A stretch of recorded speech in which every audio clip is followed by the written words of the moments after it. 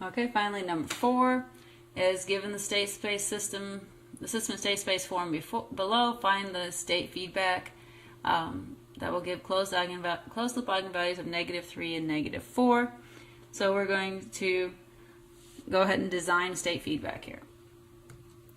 So just copying down from the state space form, our A 2003, it's in Jordan form again, and it's unstable, so that's good, we're trying to stabilize it. And our B is 2001. Our desired eigenvalues, let's say lambda 1 is -3 and lambda 2 is -4. Alright, so we need to calculate our phi, psi, g inverse, so forth for finding our K. So what we want to know is what is K, our state feedback matrix, to give us those eigenvalues. So let's start with our process here. Remember, phi is lambda I minus A inverse, and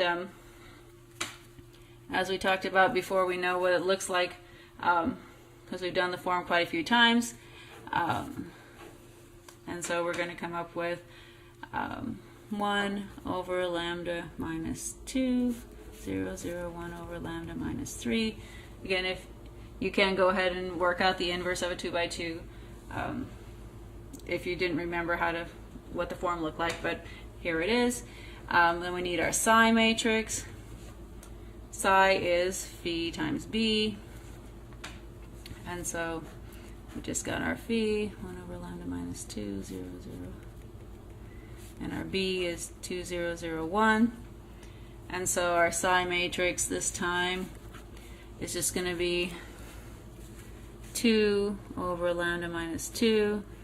Second term becomes 0. First one of this row becomes 0, and we have multiplication by 1, lambda minus 3. Okay, so a nice simple form. So this is our psi 1 column and our psi 2 column. We want to build our G matrix next. G, where we build G from the columns of psi. And so let's just use psi 1 for lambda 1, psi 2 for lambda 2. Plugging those values in. Here's psi 1, 2 over 2 minus lambda minus 2. Lambda 1 was -3, so we're going to get a 2 over -3 minus 2 and a 0 for our first column of G, which corresponds to our first column of psi. And similarly then for second column, 0 and 1 over, this time lambda, though we're going to use lambda 2. Our second desired eigenvalue, -4 minus 3. So it looks like our G matrix is -2/5, 0, 0, -1/7. At the same time as we build G, basically, we need to build our E matrix. Remember, it's just a natural vector associated with whichever column of psi we used. So we use the psi 1 column first, so we're going to have a 1, 0 for the first column of E, and we use our psi 2 second, so we're going to have a 0, 1. All right, and our K, remember, is -E G inverse, so we need our G inverse. G inverse is the inverse of -2/5, 0, 0, -1/7. And so let's see, 1 over the determinant, -2/5, -1/7, and just carrying out our inverse process here. All right, and let's see if we can simplify this a bit. We do the 1 term multiplying through by this outside factor. The -1/7 cancel, and we get a 1 over -2/5, so that's going to be a -5/2, 0, 0. Similarly here, 2/5 over -2/5 over -2/5, -1/7, so it's going to be the 2/5 terms cancel, the -2/5 terms cancel.